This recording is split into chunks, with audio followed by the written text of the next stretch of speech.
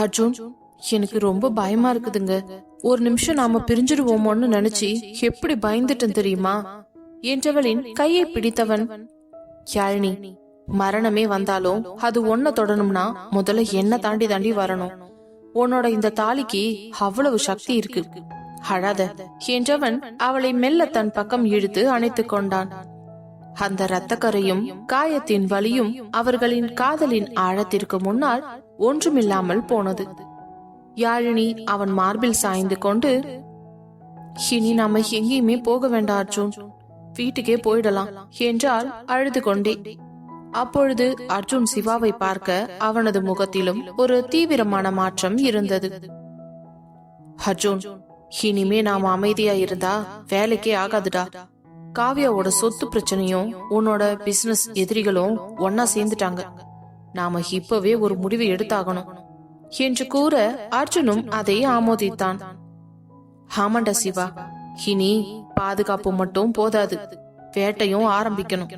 விக்ரமோட சாம்ராஜ்யத்தை ஒரே வாரத்துல நான் தரமட்டமாக்குறேன் என்று கூறினான்.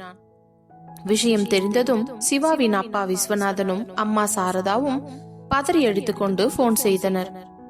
காவியா, நீ பயப்படாத தாயி, உங்க பெரியப்பாவையும் கௌதமையும் நாங்க பாத்துக்கிறோம், நீங்க 4 பேரும் தைரியமா இருங்க என்றார்.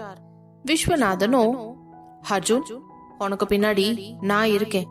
சட்ட ரீதியா அந்த விக்ரம எப்படி முடக்கணும்னு எனக்கு தெரியும், நீ கவலைப்படாத என்ற பெற்றோரின் இந்த ஆதரவு அவர்களுக்கு பெரிய பலத்தை தந்தது. அதற்கு பிறகு ஹனிமூன் செல்ல விருப்பம் இல்லாதவர்கள் கிளம்பி வீட்டுக்கு வந்துவிட்டனர். விபத்து நடந்த அடுத்த நாளே அர்ஜுன் விக்ரமின் அலுவலகத்திற்குள் அதிரடியாக நேரடியாக நுழைந்தான். காயங்களுக்கு கட்டப்பட்டிருந்த கட்டோடு அவன் கருப்பு நிற கண்ணாடி அணிந்து உள்ளே நுழைந்த வேகம் அவனை தடுக்க வந்த ஊழியர்களை பின்வாங்க செய்தது.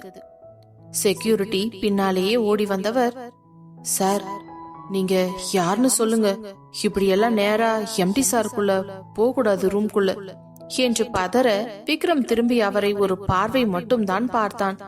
அதில் அவர் 2 அடி பின்னால் நகர்ந்து செல்ல, தட்ஸ் குட் என்று திமிராக கூறிவிட்டு சென்றான். அறையில் விக்ரம் தனது இருக்கையில் அமர்ந்து வெற்றி களிப்பில் இருந்தான்.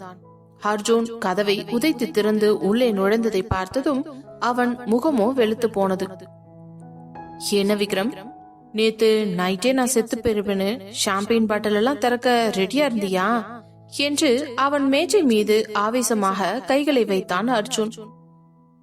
அர்ஜுன், என்ன பேசுற, எனக்கு ஒன்னும் புரியலையே என்று கூற, அச்சோ, என்ன விக்ரம், உனக்கு நான் என்ன சொல்ல வரேன்னு புரியலையா?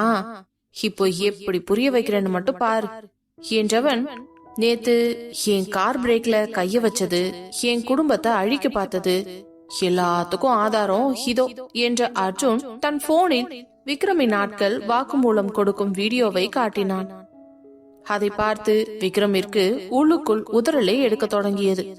முகமெல்லாம் குப்பென்று வியர்க்க சட்டென்று தன் பாக்கெட்டில் இருந்த கர்ச்சிப்பை எடுத்து முகம் முழுவதும் ஒற்றிக்கொண்டான். அச்சோ, என்ன விக்ரம் இப்படி வேர்க்குது, ஒருவேளை பிபி ஹையாகி இருக்குமோ? இந்தா ஃபர்ஸ்ட் இந்த தண்ணியை குடி என்று அவன் மேஜை மேல் இருந்த தண்ணீர் கிளாஸை எடுத்து அவன் கையில் கொடுக்க, அதை வாங்காமல் விக்ரம் அவனையே முறைத்து பார்த்து கொண்டிருந்தான். அந்த கிளாஸை கோவத்தில் தூக்கி எறிந்தவன், இன்னும் 1 மணி நேரத்துல உன்னோட ஷேர் மார்க்கெட் எல்லாம் சரிஞ்சு நீ நடு தெருவுக்கு வரப்போற விக்ரம். உன் கம்பெனியோட 51% ஷேரை நான் வாங்கிட்டேன்டா. இப்போ இந்த ஆபீஸ் என்னோடது, கெட் அவுட் என்று அர்ஜுன் கோவமாக கத்த, விக்ரமோ அதிர்ச்சியில் உறைந்து நின்றான். அர்ஜுனின் வேகமான காய் நகர்த்தல்கள் அவனை நிலைக்குலைய செய்தன. அர்ஜுனின் அலுவலகத்தில் யாழினி மற்றும் காவியா இருவரும் ஒரு பாதுகாப்பான அறையில் இருந்தனர். சிவாவின் தந்தை விஸ்வநாதன் தனது வழக்கறிஞர் குழுவுடன் அங்கே வந்து சேர்ந்தவர். யாழினி, காவியா, பயப்படாதீங்க. காவியாவோட பெரியப்பா செஞ்ச எல்லா மோசடிகளையும் நான் ஆதாரத்தோட ரெடி பண்ணிட்டேன். இன்னைக்கு சாயந்தரத்துக்குள்ள சொத்து மேல அவருக்கு இருக்கிற உரிமை ரத்தாகிடும் என்று கூற, யாழினி காவியாவின் கைகளை இறுக்கமாக பிடித்துக் கொண்டாள். பாத்தியா காவியா, உன்னை யாரும் இல்லாத அனாதன்னு சொன்னவங்க முன்னாடி நீ ஒரு பெரிய சாம்ராஜ்யத்துக்கே அதிபதியாக போற என்றதும் காவியா நிகழ்ச்சியுடன் சிவாவின் அம்மாவை அணைத்துக் கொண்டாள். அன்றைக்கு மதியம் வேலைகளை முடித்துவிட்டு சிவா வர காவியா இன்னும் அந்த விபத்தின் நடுக்கத்தில் இருந்து மீளாமல் இருந்தாள். அதை பார்த்த சிவா அவளை தங்களது அறைக்கு அழைத்து சென்றவன் அவளது முகத்தில் இருந்த சிறு காயத்திற்கு மருந்து தடவி விட்டு, காவியா, எதுக்குடி இன்னும் அழுதுகிட்டே இருக்க? இதோ பாரு, அர்ஜுன் எல்லாத்தையும் சரி பண்ணிட்டான்.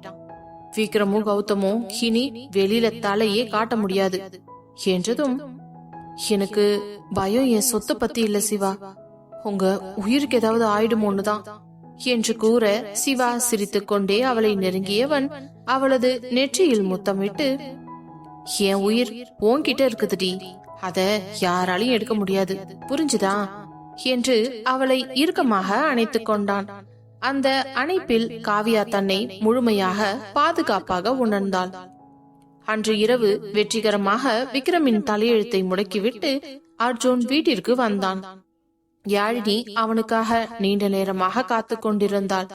அர்ஜுன் சோர்வாக சோஃபாவில் அமர யாழினி அவனது காயங்களுக்கு மீண்டும் மருந்து போட்டு விட்டவள், அர்ஜுன், இனிமே எந்த பிரச்சனையும் வராதில்ல என்று பயந்து கொண்டே கேட்க, இனிமே எவனோ நம்ம கண்ணெடுத்து பார்க்க கூட பயப்படுவானுங்க யாழினி. ஆனா இந்த எல்லா போராட்டத்தினாலையும் நான் உன்னை ரொம்ப மிஸ் பண்ணிட்டேன்டி என்றவன் அவளை தூக்கி தன் மடியில் அமர வைத்துக் கொண்டு, இந்த ஒரு வாரம் ரொம்ப நரகமா இருந்துச்சு யாழினி, இனிமே முழுக்க நமக்கான நேரம் மட்டும்தான் என்று அவளது கழுத்தில் முகம் புதைக்க யாழினி அவன் தலைமுடியை மெதுவாக கோதிவிட்டாள். தப்பி ஓட முயன்ற கௌதமை சிவா தனது காரில் துரத்தி சென்று ஒரு காலி மைதானத்தில் மடக்கி பிடித்தான்.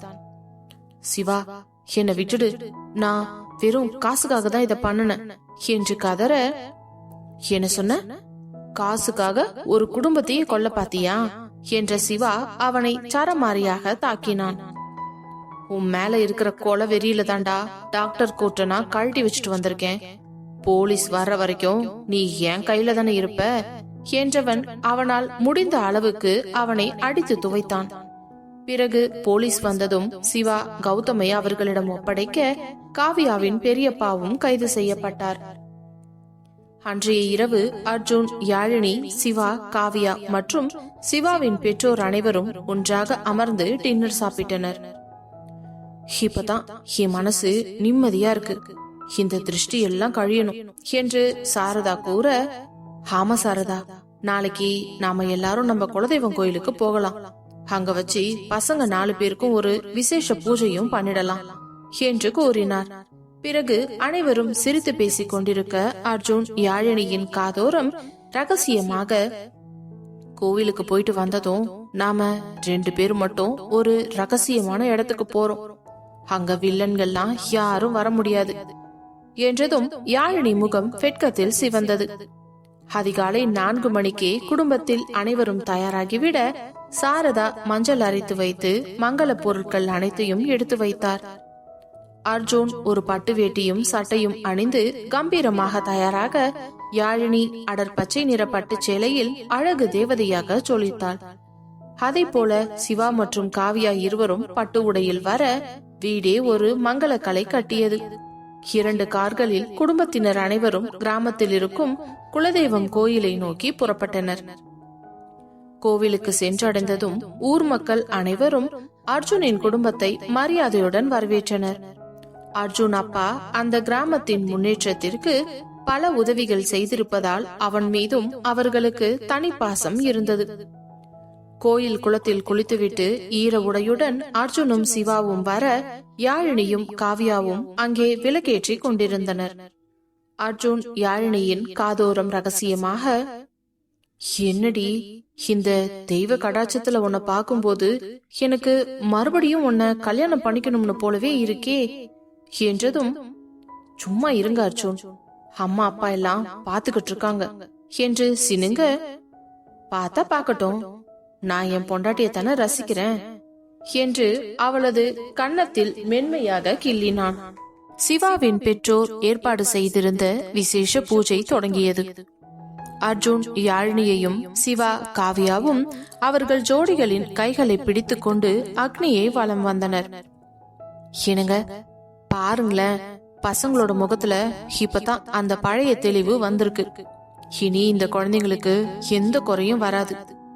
ஆமா சாரதா, அர்ஜுன் மாதிரியும் சிவா மாதிரியும் ஒரு புருஷன் இருக்கும்போது அவங்களுக்கு என்ன கவலை என்றார். பிறகு பூஜை முடிந்து சிவா காவியாவின் நெற்றியில் குங்குமம் வைத்தான். காவியா கண்களை மூடி மனதார தன் பெற்றோரை நினைத்து வேண்டிக் கொண்டாள். அப்பா அம்மா, நான் இப்போ ரொம்ப நிம்மதியா இருக்கேன் என்று அவள் முணுமுணுத்த போது அவள் தோளில் ஆறுதலாக சிவாவின் கைகள் அழுத்தமாக பதிந்தன. அதே போல அர்ஜுனும் யாழினியின் நெற்றியில் குங்குமம் வைத்து விட்டான். கடவுளே, அர்ஜுன் எப்பவும் நல்லா இருக்கணும். நாங்க 2 பேரும் இதே மாதிரி ஒரு சந்தோஷமான வாழ்க்கைய காலம் ஃபுல்லா வாழணும் என்று சொல்லி கடவுளை வேண்டிக் கொண்டாள். பின்பு மதிய உணவு முடிந்து கோவிலின் பின்னால் இருந்த பெரிய ஆலமரத்தடியில் அர்ஜுனும் யாழினியும் அமர்ந்திருந்தனர். அங்கு குளிர்ந்த காற்று வீச யாழினி அர்ஜுனின் தோளில் சாய்ந்து கொண்டாள். யாழினி, இப்போ மனசுக்கு ரொம்ப லேசா இருக்குதுடி. விக்ரம் கௌதம்னு எல்லா தொல்லைகளும் முடிஞ்சிடுச்சு. இனிமே நாம நம்ம பிசினஸையும் நம்ம வாழ்க்கையையும் மட்டும் கவனிச்சா போதும் என்று கூற, ஆமா அர்ஜுன், ஆனா எனக்கு ஒரு சின்ன ஆசை இருக்கு. காவியாவ அந்த கம்பெனில நல்ல பொசிஷன்ல உட்கார வைக்கணும். அதுக்கு முன்னாடி அவளுக்கு ஒரு சின்ன ட்ரைனிங் எல்லாம் கொடுக்கணும். அவ தனியா எதையுமே சமாளிக்கிற அளவுக்கு வளரணும் அர்ஜுன். கண்டிப்பா அத நாம 2 பேரும் சேர்ந்தே செய்வோம் என்றவன் அவளது கையை பிடித்து முத்தமிட்டான். மறுபுறம் சிவா காவியாவை ஒரு மறைவான இடத்திற்கு அழைத்து சென்றான். சிவா, எங்க கூட்டிட்டு போறீங்க? எல்லாரும் அங்க தேடுவாங்கல்ல என்றாள். பரவாயில்ல, அவங்க தேடட்டும், நமக்குன்னு கொஞ்சம் டைம் வேணாமா? இதோ பாரு என்று சொல்லி ஒரு சிறிய டப்பாவை திறந்தான். அதில் ஒரு ஜோடி அழகான முத்து வைத்த மெட்டிகள் இருந்தன. காவியாவை ஒரு கல்லில் அமர வைத்து அவளது பாதங்களை தன் மடியில் தூக்கி வைத்து அவள் காலில் ஏற்கனவே திருமணத்தன்று அணிந்த மெட்டியை கழட்டிவிட்டு புதிதாக அவன் வாங்கி வந்திருந்த மெட்டியை போட்டுவிட்டான். ஏன் சிவா, இதுக்கு முன்னாடி போட்டிருந்த மெட்டியை கழட்டிட்டு இத போட்டு விட்டுருக்கீங்க என்று புரியாமல் கேட்க, இதுதான் நம்ம உறவோட அடையாளம் காவியா. இனி நீ எங்க போனாலும் உன் சத்தம் எனக்கு கேட்டுக்கிட்டே இருக்கணும் என்ற சிவாவை காவியா நெகிழ்ச்சியுடன் அணைத்துக் கொண்டாள். பிறகு ஊர்க்காரர்களிடம் சொல்லிக்கொண்டு அவர்கள் வீட்டிற்கு புறப்பட்டு சென்றனர். திரும்பி வரும் வழியில் அர்ஜுன் காரை ஒரு ரிசார்ட் இருக்கும் பக்கமாக திருப்பினான். அப்பொழுது யாழினி, அர்ஜுன், இது நம்ம வீட்டுக்கு போற வழி இல்லையே என்று குழப்பமாக கேட்க, நான் தான் அப்பவே சொன்னேன் இல்லடி, நாம மட்டும் தனியா ஒரு இடத்துக்கு போக போறோம்னு. சிவா கிட்டையும் ஆன்டி கிட்டையும் சொல்லிட்டேன். அவங்க வேற ஒரு கார்ல வீட்டுக்கு கிளம்பிட்டாங்க. இன்னைக்கு இந்த ஒரு நாள் மட்டும்தான் நம்ம இங்க என்று காதல் பொங்க பேச யாழினியின் கண்கள் ஆச்சரியத்தில் விரிந்தன. அந்த ரிசார்ட் முழுக்க விளக்குகளால் அலங்கரிக்கப்பட்டிருந்தது. பார்ப்பதற்கே அவ்வளவு ரம்மியமாகவும் அழகாகவும் இருந்தது. காரில் இருந்து இறங்கியவளை தூக்கி கொண்டு அவர்களுக்கென்று புக் செய்திருந்த அறைக்குள் நுழைந்தான் அர்ஜுன். இன்னைக்கு இந்த உலகத்துல நீயும் நானும் மட்டும்தான் யாழினி என்றவன் அவளை தூக்கி கொண்டு அந்த சொகுசு ரிசார்ட் அறைக்குள் நுழைந்தான். அந்த அறை முழுவதும் மெழுகுவர்த்தி வெளிச்சத்திலும் காற்றில் மிதக்கும் ரோதா இதழ்களின் நறுமணத்திலும் ஒரு மாயாஜால உலகம் போல காட்சியளித்தது. யாழினி ஆச்சரியத்தில் அர்ஜுனின் கழுத்தை இன்னும் இறுக்கமாக கட்டிக்கொண்டவள், அர்ஜுன், இதெல்லாம் எப்ப பிளான் பண்ணீங்க என்று அவள் மெல்லிய குரலில் கேட்க, அர்ஜுன் அவளை மெல்ல கீழே இறக்கிவிட்டவன், உனக்காக எதையும் செய்ய நான் யோசிக்கவே மாட்டேன் யாழினி. இந்த ஒரு வாரம் நாம பட்ட கஷ்டம் எல்லாம் இந்த ஒரு ராத்திரியில மறைஞ்சு போகணும் என்று கூறி அவளது முகத்தை மெல்ல தன் விரல் கொண்டு வருடினான். யாழினியின் கூந்தலில் இருந்த மல்லிகை பூக்கள் அவள் தோளில் சரிந்து விழ அர்ஜுன் அவள் தோளில் முகம் புதைத்து அதன் வாசனையை ஆழமாக சுவாசித்தான். பிறகு அவளது சேலையின் முந்தானையை மெல்ல தனது விரல்களால் விலக்கி தள்ளிவிட்டவன், இன்னைக்கு இந்த உலகத்திலேயே நாம 2 பேர் மட்டும்தான் இருக்கிற மாதிரி எனக்கு ஒரு உணர்வு வேணும்டி என்றான் கிரக்கமாக. அவள் மென்மையில் முகம் புதைத்தான். யாழினிக்கு அவன் செய்கையில் வெட்கம் வர கண்கள் மூடி அவனது மார்பில் சாய்ந்து கொள்ள அர்ஜுன் அவளை தழுவியபடியே அங்கிருந்த பால்கனிக்கு அழைத்து சென்றான். அங்கே நிலவொளியில் அவர்கள் இருவருக்காக மட்டும் ஒரு இரவு உணவு தயார் செய்யப்பட்டிருந்தது. அர்ஜுன் அவளுக்கு தன் கையாலேயே ஊட்டிவிட, அவளும் அவனுக்கு ஊட்டிவிட, இருவரும் சாப்பிட்டு முடித்ததும் அவளை மீண்டும் தன் கைகளில் ஏந்தியவன் மெத்தையில் சென்று சரித்துவிட்டு அவள் சேலையை கழட்டி தூக்கி எறிந்து அவள் மேல் சரிந்து அவளது மென்மையில் முகம் புதைக்க, பெண் அவளுக்கோ தன்மேல் மின்சாரம் தாக்கியதை போன்ற ஒரு உணர்வு தோன்றியது. அதன் பிறகு இருவரின் மொத்த ஆடைகளையும் கழட்டி எறிந்துவிட்டு போர்வையை போற்றியவன் அவளுடன் தன் தேடலை தொடங்க, நிலவின் சாட்சியாக அவர்களின் காதல் அங்கே சங்கமித்தது. மறுபுறம் அர்ஜுன் வீட்டின் மொட்டை மாடியில் சிவாவும் காவியாவும் நிலவையே பார்த்து கொண்டிருந்தனர். சிவாவின் பெற்றோர் கீழே உறங்கச் சென்று விட இந்த தம்பதிகளுக்கு தனிமை கிடைத்தது. காவியா சிவாவின் தோளில் சாய்ந்து அவனது விரல்களை கோர்த்து விளையாடி கொண்டிருந்தவள், சிவா, எனக்கு இப்பதான் நிஜமாவே பயமெல்லாம் போயிருக்கு. இந்த குடும்பம், இந்த அன்பு, இதுக்காகத்தான் நான் ஏங்கி இருக்கேன் தெரியுமா என்றதும் சிவா அவளை தன் பக்கமாக திருப்பி அவளது நெற்றியில் ஒரு மென்மையான முத்தமிட்டவன், காவியா, இனிமே நீ எதையுமே நினைச்சு வருத்தப்படக்கூடாது. அர்ஜுன் உன்ன அந்த கம்பெனில பார்ட்னரா ஆக்க போறான். நீ ஒரு பெரிய பிசினஸ் உமனா மாற போற. உனக்கு துணையா நான் எப்பவும் உன் பின்னாடியே தான் இருப்பேன்டி என்ற சிவா மெல்ல அவளது காதோரம் குனிந்து, நாளைக்கு நாம நம்ம புது வீட்டுக்கு ஷிஃப்ட் ஆகலாமா?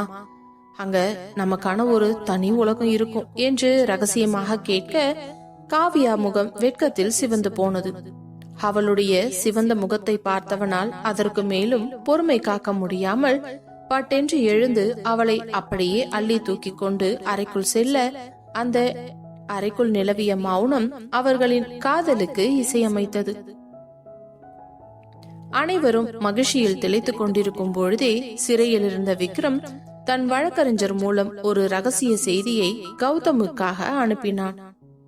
விக்ரமின் ஆதிக்கம் இன்னும் முழுமையாக குறையவில்லை.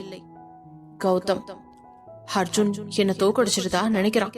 ஆனா அவனோட பலவீனமே அவனோட குடும்பம் தான். காவியாவோட பெரியப்பாவை ஜாமீன்ல எடுக்கிறதுக்கு ஏற்பாடு பண்ணு.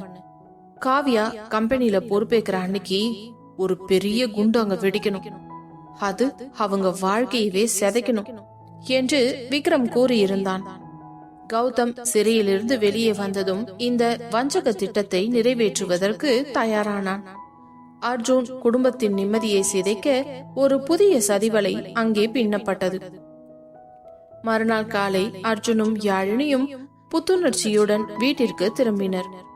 வீட்டில் அனைவருடமும் அமர்ந்து காலை உணவை சாப்பிடும் பொழுது அர்ஜுன் ஒரு முக்கியமான விஷயத்தை அவர்களிடம் கூறினான். அடுத்த வாரம் திங்கட்கிழமை காவியா நம்ம கம்பெனியோட 50% ஷேருக்கு அதிகாரப்பூர்வமான உரிமையாளராகவும் ஒரு முக்கிய பொறுப்புலையும் அமர போறா. அதுக்கான பிரம்மாண்ட விழாவுக்கு நான் ஏற்பாடு செஞ்சிருக்கேன் என்றான் அர்ஜுன். சாரதா அம்மாள் மகிழ்ச்சியுடன், ரொம்ப நல்லதுப்பா, அவங்க அப்பா அம்மா இத பார்த்து சாந்தி அடையும் என்றார். ஆனால் யாழினிக்கு ஏதோ உள்ளுணர்வுக்குள் நெருடல் தந்தது. அர்ஜுன், விக்ரம் அவ்வளவு சீக்கிரம் அமைதி ஆயிடுவான்னு எனக்கு தோணல. எதுக்கும் நாம கொஞ்சம் ஜாக்கிரதையா இருக்கணும் என்றார். கவலைப்படாத யாழினி, எல்லா பக்கமும் செக்யூரிட்டிய பலப்படுத்தியிருக்க, எவனும் உள்ள நுழைய முடியாது என்று அர்ஜுன் அவளுக்கு தைரியம் சொன்னான். அலுவலகத்தில் காவியாவிற்கு என்று தனி அறை ஒதுக்கப்பட்டது. யாழினி அவள் அருகில் அமர்ந்து கோப்புகளை எப்படி பார்க்க வேண்டும், முடிவுகளை எப்படி எடுக்க வேண்டும் என்று கற்றுக் கொடுத்தாள். அர்ஜுன் அடிக்கடி உள்ளே வந்து, என்ன 2 லேடி பாஸும் ரொம்ப தீவிரமா பேசிக்கிட்டு இருக்கீங்க, ஒரு காஃபி பிரேக் எடுத்துக்கலாமா என்று வம்பு வளர்த்தான். காவியா சிரித்துக் கொண்டே, அண்ணா நீங்க போங்க, நாங்க ரொம்ப பிஸியா இருக்கோம், உங்க பொண்டாட்டிய இப்பெல்லாம் அனுப்ப முடியாது என்று அவனை துரத்தி விட்டாள். பிறகு மாலை நேரம் சிவா அவளை அழைத்துச் செல்வதற்காக வந்திருந்தான். காவ்யா அவனுடன் காரில் செல்லும் போது அவனது தோளில் சாய்ந்து கொண்டு, சிவா, எனக்கு ரொம்ப பெருமையா இருக்கு, எனக்கும் ஒரு அடையாளம் கிடைச்சிருக்கு என்றாள். சிவா அவளது கையை பிடித்து கொண்டு, இது ஆரம்பம்தான் காவ்யா, இன்னும் நீ நிறைய சாதிக்கணும் என்று அவளை உற்சாகப்படுத்தினான். அன்று காவ்யாவின் வாழ்வில் மிக முக்கியமான நாள். அர்ஜுன் குழுமத்தின் ஒரு பகுதியாக அவள் அதிகாரப்பூர்வமாக பதவியேற்க போகும் நாள். அதிகாலையிலேயே யாழினி காவ்யாவை எழுப்பி அழகுபடுத்தினாள். ஒரு மெரூன் நிற பட்டுச் சேலையில் காவ்யா ஒரு ராணியைப் போலவே காட்சியளித்தாள். சாரதா அம்மாள் அவளுக்கு திருஷ்டி சுற்றி, கண்ணு பட்டுட போகுது தாயி, நீ நல்லா இருக்கணும் என்று ஆசிர்வதித்தார். விஸ்வநாதன் தனது ஆசிர்வாதமாக ஒரு விலை உயர்ந்த பேனாவை அவளுக்கு பரிசளித்தார். இதால நீ போடுற ஒவ்வொரு கையெழுத்தும் உன்னோட அப்பா அம்மாவோட கௌரவத்தை உயர்த்தணும் என்றார். அலுவலகத்தின் பிரம்மாண்டமான ஹால் விழா கோலம் பூண்டிருந்தது. நூற்றுக்கணக்கான ஊழியர்கள், பத்திரிகையாளர்கள் என அரங்கமே நிறைந்திருந்தது. அர்ஜுன் மேடையில் மைக் முன் நின்றவன், இன்னைக்கு இந்த நிறுவனம் ஒரு முக்கியமான மைல்கல்ல எட்டுது. பல சோதனைகளை கடந்து திறமையும் நேர்மையும் கொண்ட ஒரு பொண்ண எங்க போர்ட் ஆஃப் டைரக்டர்ஸ்க்கு வரவேற்கிறேன். அவ என் தங்கச்சி மட்டுமில்ல, இந்த நிறுவனத்தோட 50% உரிமையாளர் மிசஸ் காவ்யா சிவா என்றதும் அரங்கமே அதிரும் வண்ணம் கைத்தட்டல்கள் எழுந்தன. காவ்யா மேடை ஏறி பதவியேற்ற போது சிவா கீழே நின்று பெருமிதத்தோடு அவளை பார்த்து கொண்டிருந்தான். அவனது கண்களில் ஒரு சொட்டு ஆனந்த கண்ணீர் வழிந்தது. ஏன் காவ்யா ஜெயிச்சிட்டா என்று அவன் மனதிற்குள்ளேயே சொல்லிக் கொண்டான். விழா நடந்து கொண்டிருக்கும் போதே அலுவலகத்தின் செக்யூரிட்டி கண்ட்ரோல் ரூமிற்குள் கௌதமின் ஆள் ஒருவன் உள்ளே நுழைந்தான். அவன் விக்ரமின் உத்தரவின்படி அலுவலகத்தின் லிப்ட் மற்றும் மின்சார இணைப்புகளில் ஒரு சிறிய விபத்தை ஏற்படுத்துவ அவர்கள் திட்டமிட்டிருந்தனர். கௌதம் வெளியே ஒரு காரில் அமர்ந்து கொண்டு போனில் பேசிக் கொண்டிருந்தான். டேய் சிவா, இன்னைக்கு தான் உன் பொண்டாட்டிக்கு கடைசி நாளா இருக்கணும். என்னையாடா அன்னைக்கு அடிச்சு துவச்சி போலீஸ்ல புடிச்சு கொடுத்த, உனக்கு இருக்குடா என்று கருவியவனோ, டேய் காவ்யா லிப்ட்ல வரும்போது அந்த வயரை மட்டும் கட் பண்ணுங்க, அது ஆக்சிடென்ட் மாதிரியே தெரியணும் என்று விஷத்தை கக்கினான். விழா முடிந்ததும் கூட்டத்திலிருந்து தப்பித்து அர்ஜுனும் யாழினியும் ஒரு தனி அறைக்குள் சென்றனர். யாழினி களைப்பில் ஒரு நாற்காலியில் அமர அர்ஜுன் பின்னால் இருந்து வந்து அவளது தோள்களை மென்மையாக அழுத்தி கொடுத்தான். அர்ஜுன், எனக்கு என்னவோ இன்னைக்கு ரொம்ப நிம்மதியா இருக்கு. நம்ம கஷ்டப்பட்டதெல்லாம் வீண் போகல. ஆமா யாழினி, ஆனா இந்த வெற்றிக்கு நீதான் உண்மையான காரணம். நீ மட்டும் என் கூட இல்லனா நான் அந்த விக்ரம இவ்வளவு சீக்கிரம் ஜெயிச்சிருக்க முடியாது என்றவன் அவளது கழுத்தை சுற்றி கைகளை போட்டு அவளது கன்னத்தில் முத்தம் பதித்தான். யாழினி அவன் கைகளை இறுக்கமாக பற்றி கொண்டு, எனக்கு உங்களை விட வேற என்ன வேணும் அர்ஜுன், நீங்க என் பக்கத்துல இருந்தாலே போதும் என்றாள். அவர்கள் இருவருக்கும் இடையே ஒரு அழகான ரொமான்ஸ் அங்கே அரங்கேறியது. மாலையில் அனைவரும் கிளம்புவதற்கு தயாரானார்கள். காவ்யா சில ஃபைல்களை எடுப்பதற்காக மேல்தளத்திற்கு சென்றிருந்தாள். அவள் திரும்பி வரும்போது லிப்டில் ஏற சரியாக அந்த நேரம் பார்த்து கௌதமினால் மின்சாரத்தை தூண்டித்தான். லிப்ட் பாதிலேயே நின்றது. உள்ளே இருந்த விளக்குகள் அணைந்ததும் காவ்யா பதட்டமடைந்து கத்தினாள். சிவா, அர்ஜுனண்ணா, யாராவது இருக்கீங்களா என்று. அந்நேரம் கீழே இருந்த சிவாவுக்கு ஏதோ ஆபத்து என்று மனசுக்குள் சொல்லியது. அவன் உடனே காவ்யாவிற்கு செல்போனில் அழைக்க, ஆனால் போன் அவளது கேபினிலேயே இருந்ததனால் ரிங் போய்கொண்டே இருந்தது. அவள் அழைப்பை ஏற்கவில்லை. அவன் உடனடியாக செக்யூரிட்டி ரூமுக்கு ஓடினான். அங்கிருந்த கேமராக்களை செக் செய்யும் பொழுது காவ்யா கடைசியாக லிப்டிற்குள் சென்றதும் அது பாதியில் நின்றதும் தெரிந்தது. அதே நேரம் செக்யூரிட்டி அலாரம் அடிக்கவும் அங்கே அர்ஜுனும் வந்து சேர்ந்தான்.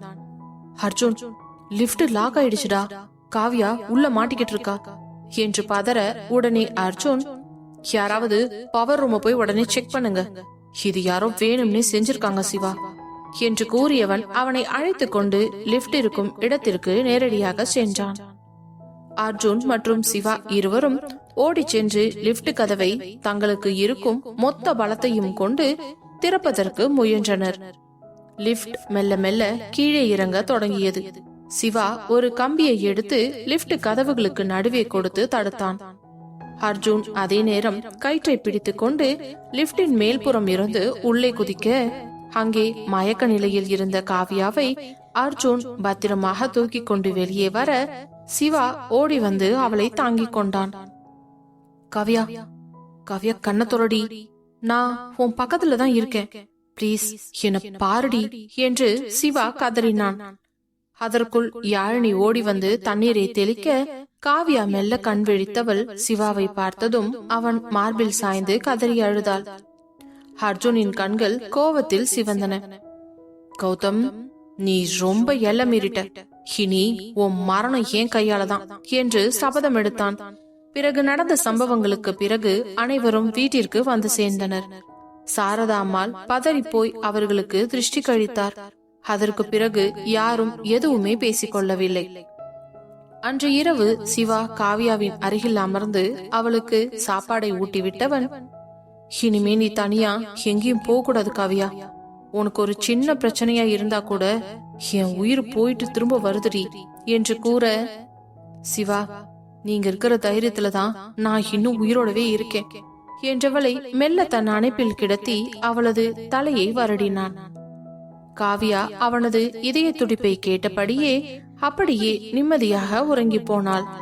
அதே நேரம் அர்ஜுன் யாழினியிடம், நாளைக்கு காலையில அந்த விக்ரமோட ரகசிய இடத்த நான் கண்டுபிடிக்க போறேன், அவனை வேரோட அழிக்கிற வரைக்கும் எனக்கு தூக்கம் வராதுடி என்று கூற, யாழினியும் அவனை அணைத்துக் கொண்டு, இருந்தாலும் நீங்க கொஞ்சம் கவனமா இருக்கணும் அர்ஜுன், எனக்கு உங்களை விட்டா வேற யாருமே கிடையாது, எப்பவும் அது உங்க மனசுல இருந்துகிட்டே இருக்கணும், சரியா?